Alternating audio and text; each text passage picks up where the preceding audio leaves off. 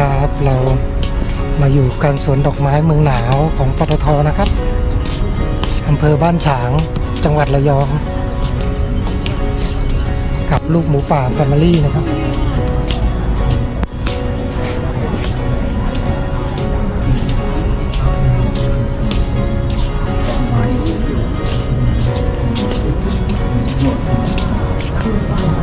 มอส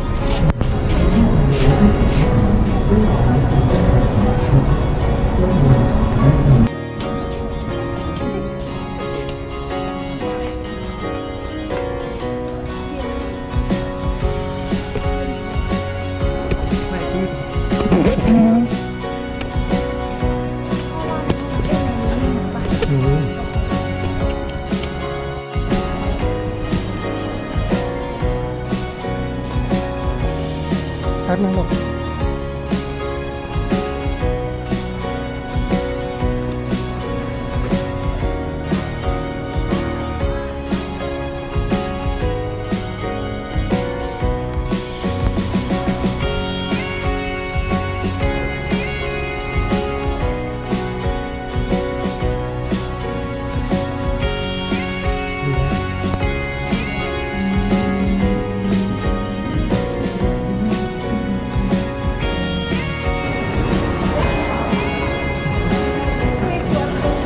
เจอวัยรุ่นนะครับหาบัตรไม่เจอไม่ใช่พี่เขานิ้วมาสะพายกระเป๋า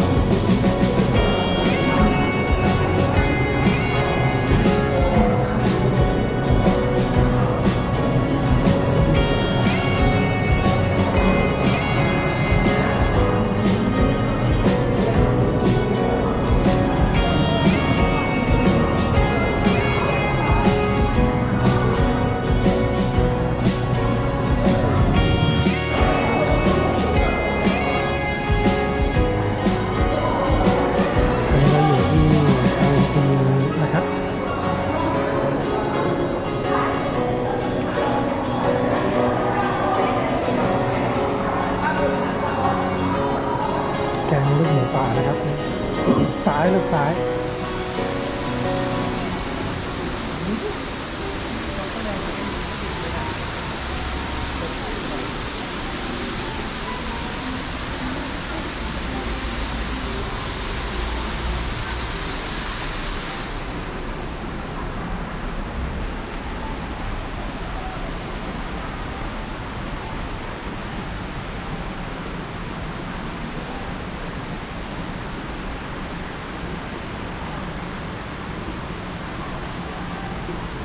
มอส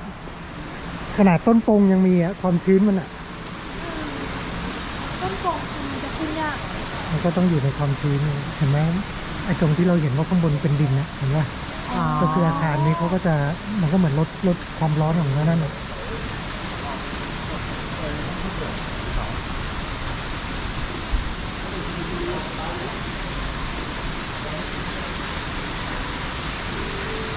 ตอนนี้เราอยู่ที่อาคารลิฟพักพลศึกษานะครับของ PTT MGV ให้ LNG นะ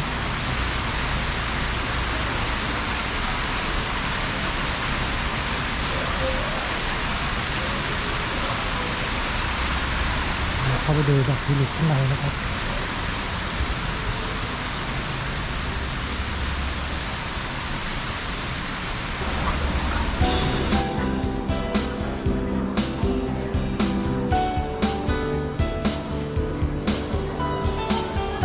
เ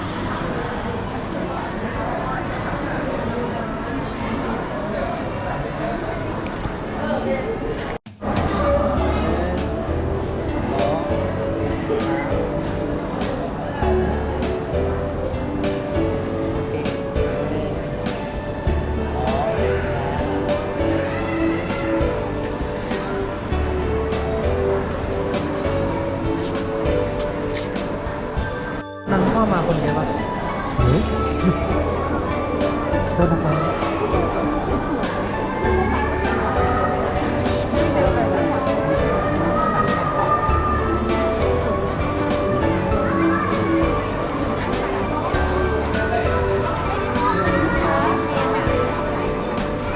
เนี่ยนะเขาก็เป็นห้องประชุมห้องสัมมนาห้องอะไรนะของบริษัทนะแม่งแบบว่าดูแล้ววันนี้น่าทำงานมีความสุขครับเนี่ยมีห้องประชุมห้องสำนักงานของเขา เนี่ยเริ่มทำงานตรงนี้ นี่มาดูดอกแดงเลยเรื่องแดงมากหมอซูมดอกแดงได้สวยเลย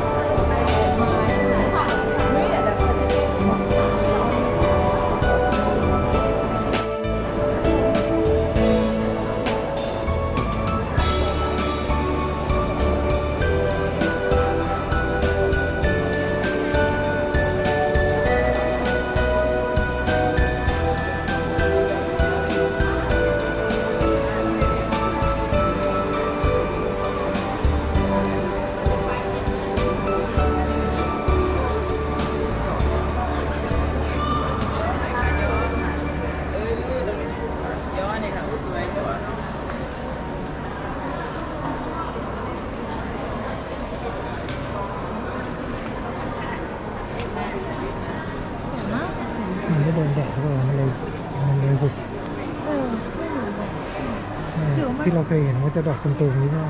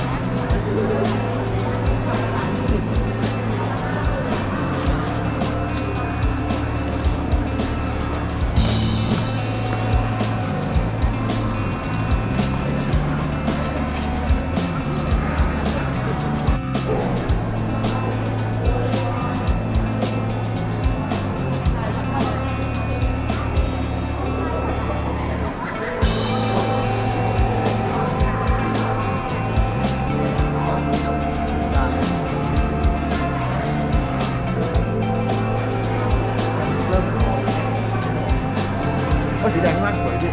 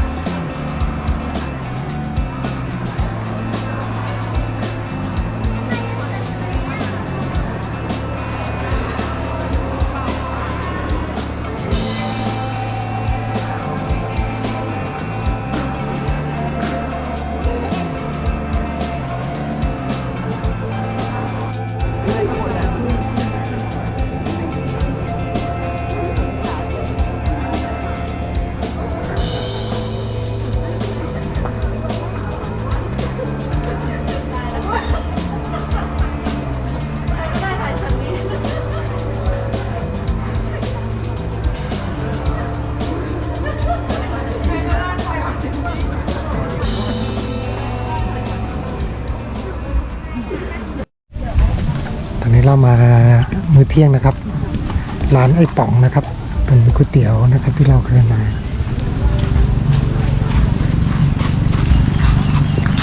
อันนี้ก็ได้นะลูก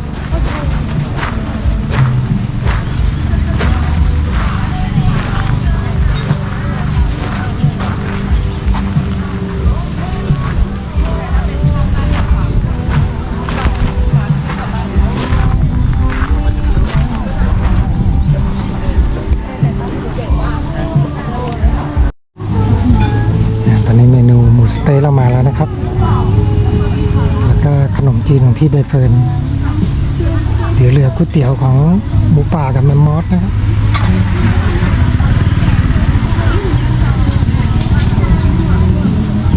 ดูบรรยากาศโดยรอบนะครับ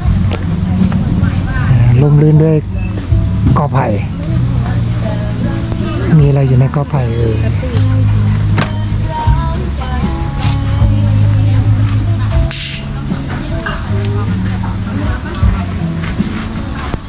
สีร่มมันสวยตัดกับกอไผ่ดีจัง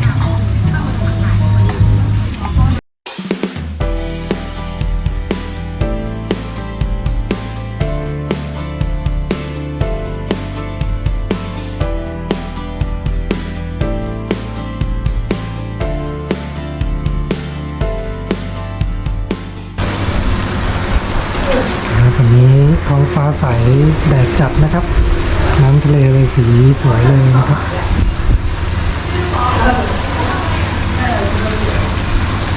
เป็นสถานที่เดียวกับที่เรามาคอมพานีทริปเมื่อเดือนกรกฎาคมปีที่แล้วนะครับก็เลยทริปเบาๆติดใจนะครับพาเด็กๆมา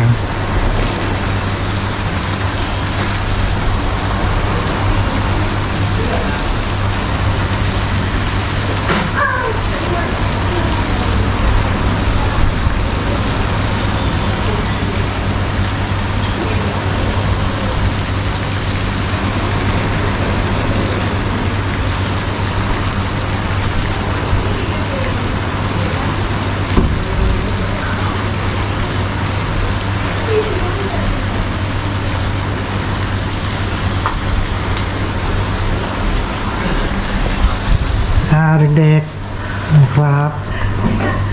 หมูป่านะครับลูกหมูป่า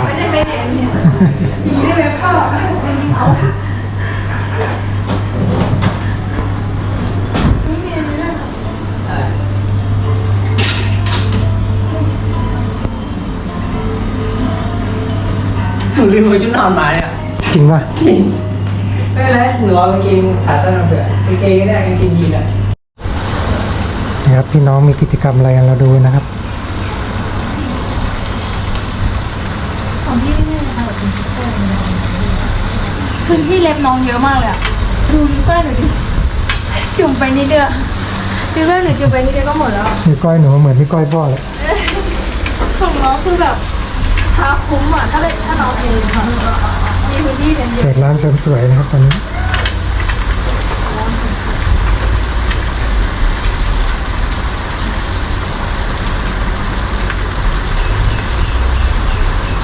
เนี่ยลูกมาตะพุธที่เรามา เห็นแล้ว ดิ ไหนอะพ่อ ตรงนี้ตรงนี้แหละแต่ถ้าเราไปห้องตรงนั้นเราก็จะไม่เห็นสระน้ำเลยแล้วก็ อ่า ถ้าจะเห็นแต่ทะเลเลยเนี่ยเราก็จะเห็น มันก็จะมีไอ้ด้านข้างจะมีสระน้ำกัน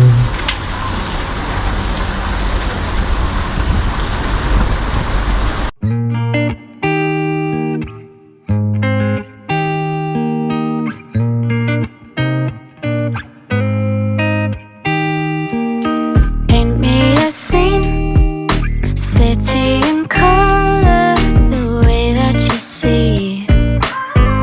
the way you see it. Don't you wish that I could give you, I could give you everything. If you wanna run ahead, I'll meet you where the water meets the earth we cling to. If you wanna find the edge, I'll come too. I could run around this world all day with you. Weightless, floating through the day. Trust that I'll be okay. I'm happy alone, waiting for you. Wait until you realize.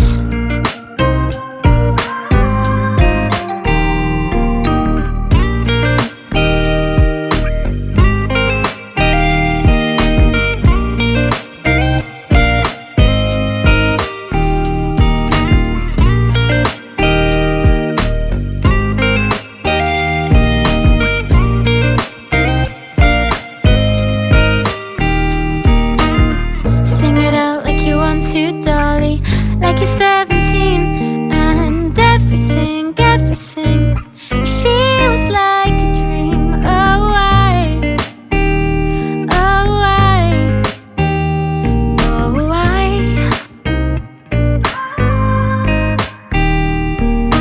I could show you this world around you through my eyes, my heart.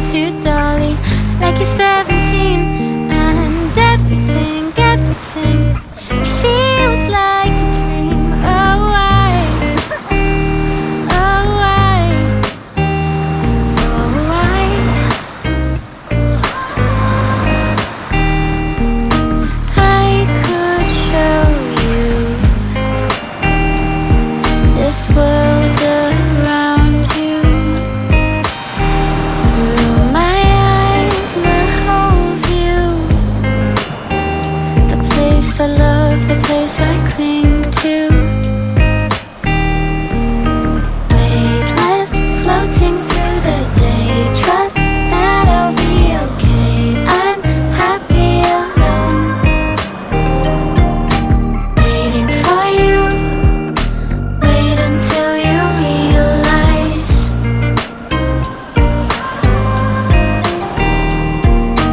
Weightless, floating through the day. Trust that I'll be okay.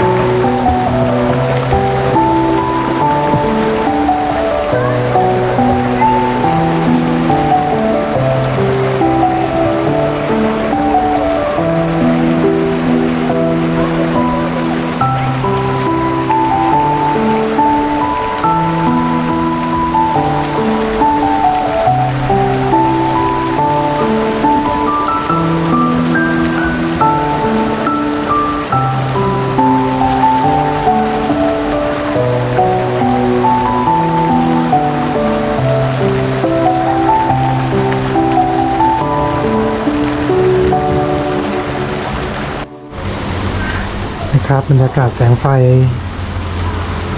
ยามค่ำคืนนะครับอาคารซีวิวเปิดไฟสวยงามนะครับ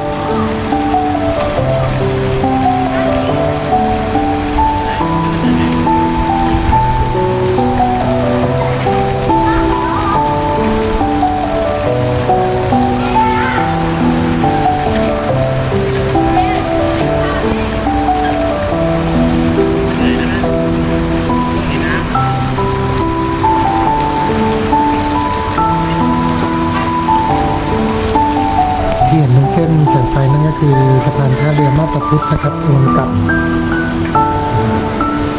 ครับธรรมชาติ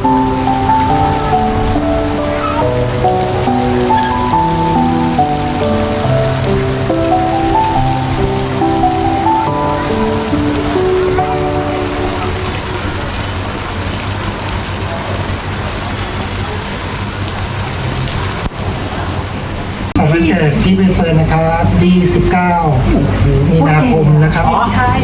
แต่ว่า 23 ปีขวบ แต่ว่าเราไม่มีอะไร วันนี้ซื้อเทียนแต่ไม่มีไฟแช็กโอ้ไม่เป็นไรเรามีไฟอยู่ในตัวอยู่แล้วนะโอเค เราเริ่มวิธีการแฮปปี้เบิร์ดเดย์กันหน่อย เอาไหวค่ะ Happy birthday to you Happy birthday to you Happy birthday Happy birthday Happy birthday to you Happy birthday to you Happy birthday to you ทำไมมันต้องมีเซนหน้าฉันเรียนเลยวะ Birthday Happy birthday Happy birthday to you Happy birthday to you Happy birthday to you Happy birthday Happy birthday Happy birthday to you ถ้าสมมติว่ามีเทียนเป่าวิววิว เอาเบา อย่าเลย ขอให้พี่ใบเฟิร์นมีความสุขนะครับสุขสมหวังในหน้าที่การงานเติบโตในอาชีพช่างศักดิ์ให้โด่งดังก้าวหน้าบรรลักษ์ว่าไปถึงต่างประเทศเลยพอแล้วพี่เดี๋ยวเร็ว ประสบมีความสุขมากๆก็ไม่มีอะไร ๆแปลกๆไหม ก็มีความสุขมากๆแล้วก็ โอเคเข้าใจรู้เรื่องรู้ใจ